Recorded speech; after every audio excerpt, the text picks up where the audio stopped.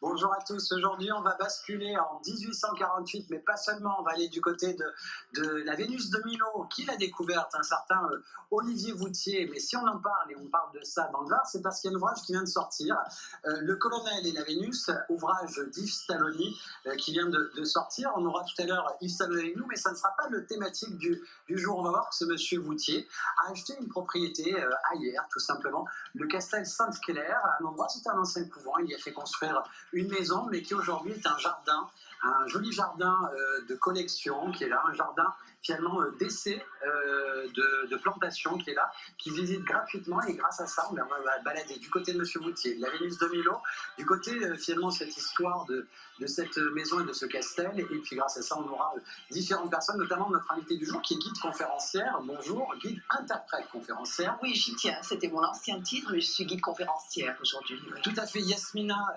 Benali-Clar. Donc toi, tu vas pouvoir nous parler vraiment de ce Castel Sainte-Claire tout à l'heure, et tu le fais encore visiter aussi de nos jours. Oh oui, nous avons énormément de groupes parce qu'en fait les jardins sont très prisés et on termine la balade du Hyères médiéval sur le jardin Sainte-Claire. C'est un peu la cerise sur le gâteau.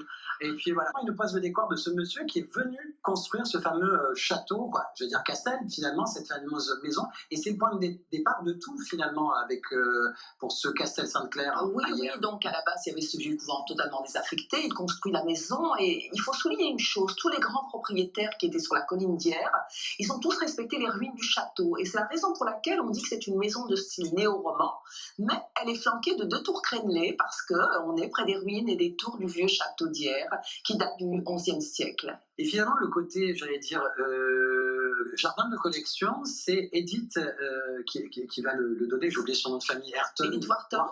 Alors moi, j'ai du mal aujourd'hui avec elle. Edith Wharton, est celle qui va donner un peu cette personnalité botanique, quelque part ce côté un peu, qui va amener toutes ces collections et ce jardin d'essai. Oui, elle recherche désespérément donc une maison dans le sud, et la raison pour laquelle elle recherche une maison dans le midi, c'est justement pour les jardins. Elle a une passion comme le vicomte de Noailles, et ça va être vraiment... la petite anecdote marrante, c'est qu'en fait, elle a reçu le prix Pulitzer en 1921, elle a une forte somme d'argent, elle va complètement l'engloutir dans l'élaboration de ce jardin somptueux que tous les fortunés de la Côte d'Azur venaient visiter. On rappelle, elle était romancière, elle était américaine, et elle lui a un coup de cœur. Et ce lieu va devenir un vrai lieu de villégiature aussi. Oui, en fait, il faut dire que c'est dans l'air du temps à Hyères. Hyères est une ville d'hivernants, on a inventé la Côte d'Azur, l'art du jardin, l'acclimatation des plantes, ces gens sont extrêmement fortunés. Et c'était le rendez-vous de l'élite littéraire, notamment André Gide, Aldous Huxley, Berenson, etc. Elle reçoit des gens qui fréquentaient beaucoup Sanary, etc. Oui, Berenson, Aldous Huxley vivait à Sanary, lui. Mais elle est venue, par contre, c'est important de le souligner, sous l'impulsion de Paul Bourget, qui habitait à Costebelle, et c'est lui qui l'a fait venir à Hyères, et c'est là qu'elle découvre cette colline dont elle tombe amoureuse. Voilà. Vous connaissiez ce jardin Sainte-Claire ou pas du tout? Non, c'est vrai qu'on en parlait, je connais la Villa Noailles. Et bien justement, c'est la situer, c'est-à-dire que quand on connaît la Villa Noailles, il suffit de descendre. Et le premier jardin, c'est le jardin. Vous descendez simplement en contrebas, d'ailleurs un petit clin d'œil au vicomte de Noailles qui était passionné de jardin, ils étaient très amis tous les deux pour le jardinage, et vous descendez en contrebas sur la gauche, et là vous découvrez un somptueux jardin de 6500 m², mais avec des essences exotiques extraordinaires, vraiment. En plus, tu le disais, c'était un lieu vraiment d'histoire, mais au niveau architectural, il a quelque chose de très très fort aussi, ce lieu. Au Castel Sainte-Claire, même dans l'architecture du lieu est particulière. Oui, c'est très particulier parce qu'on a plusieurs styles qui se télescopent en plus. Et il faut souligner qu'Edith Wharton était aussi décoratrice d'intérieur. Elle a réalisé un véritable bijou. C'était un petit peu une réplique de sa superbe maison dans le Massachusetts. Et c'était vraiment quelque chose d'extraordinaire. Elle recevait beaucoup de monde, comme les Noailles. C'était un lieu de rendez-vous de l'élite. Voilà. Cette femme, justement, tu dis le côté architectural un peu fort, et tu dis qu'elle recevait beaucoup de monde aussi, c'est-à-dire que, mais derrière, elle a amené quand même sa personnalité forte dans le lieu, dans la création du lieu, elle a amené ce côté anglo-saxon, et à la limite, elle a vraiment voulu un vrai jardin, j'allais dire, plutôt, Oui, à l'anglaise, elle a Voilà. tout départ. Alors, tu dis le mot juste parce que c'est vraiment un jardin de type anglo-saxon. En plus, il faut souligner que c'est un jardin de femmes. Elle aimait, elle a fait beaucoup de terrassement, d'irrigation, etc. Elle a beaucoup œuvré dans ce jardin. Elle avait des jardiniers qu'elle faisait venir de très loin. Hein. Elle échangeait d'ailleurs assez souvent. Et elle a fait énormément. Elle a planté beaucoup de fleurs. Elle était la seule à posséder des variétés d'acacia. Et on disait même dans l'élite, oh, bah, écoutez, elle a un jardin que même le prince de Monaco n'a pas. Hein. Voilà, c'était quelque chose de... Et aujourd'hui, on en retrouve encore quelques-uns, justement, des mimosas qui sont sur place et autres. C'est-à-dire que de ce jardin à l'anglaise, et on verra tout à l'heure ça avec Pierre Quillier, c'est-à-dire que de ce jardin à l'anglaise, il a été transformé avec le temps plutôt dans un jardin un peu plus anglo-saxon, un peu plus sauvage, qui s'adapte un peu plus à notre terrain. Vous savez quoi, on va faire une petite pause en vidéo avec un... Et Yasmina, c'est génial parce que ce jardin, on le dit collection, etc., mais le lieu était vraiment à découvrir. Et pareil, en passant par vous, les touristes, les guides conférenciers, on peut apprendre des tas de choses sur cette page d'histoire, etc., parce qu'avec vous, la visite peut durer 2 heures, 3 heures. Ah oui, moi je suis une passionnée botanique. En plus, c'est vrai que non seulement il y a la partie patrimoniale, parce que derrière la maison du Castel Sainte-Claire, on a aussi les ruines des remparts du château. Il y a des restes de vieilles portes, mais surtout la botanique. Alors, il faut vous dire que la tendance de ces dernières années, les gens sont très intéressés par les jardins, la botanique en général. Hein.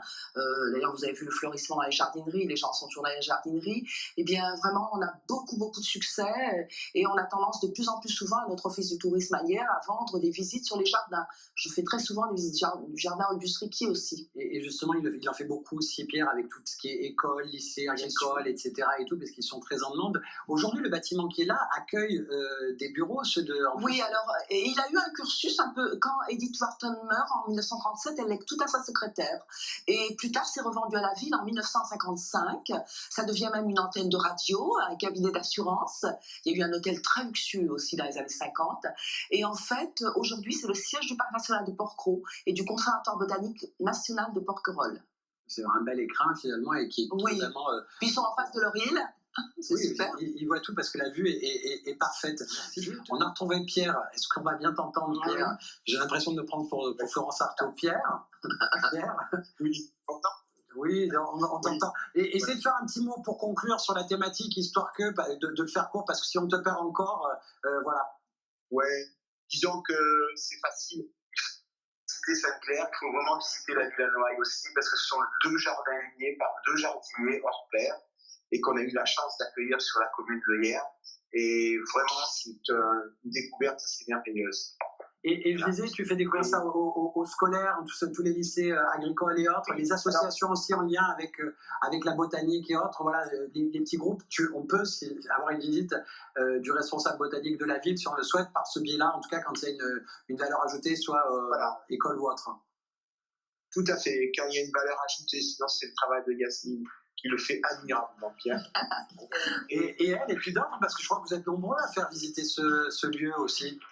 Oui, c'est-à-dire qu'il y a beaucoup de guides qui n'accrochent pas trop avec la botanique, notamment, parce que quand il faut sortir les noms barbares des palmiers, il y a des guides qui sont un petit peu... Tu as raison, c'est pas facile, en tout cas, hier-tourisme.com. Moi aussi, pareil, j'ai Oiseaux de Paradis, tu vois. Là, vous y retrouvez pas mal d'infos, les horaires d'ouverture, etc. Et puis, ils vont vous le situer. Et finalement, c'est une très jolie balade que vous pouvez faire dans le Vieux-Hyères, tout simplement, avec ce parcours même d'artisans locaux que vous remontez petit à petit de ce jardin, le jardin Saint-Bernard, la Villa Noailles. C'est une jolie balade qui vous peut vous prendre un petit moment, une jolie parenthèse. Merci à toutes les deux. Merci. Merci à tous. Puis tu aurais peu de sucre. Oui, je vais essayer, oui. C'est des pics, c'est des pics. Merci à toi, Yasmina, d'avoir été avec nous. Yasmina Benali Clar, notamment, guide, interprète, conférencière, et vous pouvez retrouver toutes les infos pour cette visite-là, ou alors côté botaniste avec Pierre Quillier. Gros bisous à tous, merci, et à très bientôt. Au revoir. Yves. Aussi, oui, Yves, le colonel à la Vénus aux éditions Sud-Arène. Merci à tous, à très vite. Thank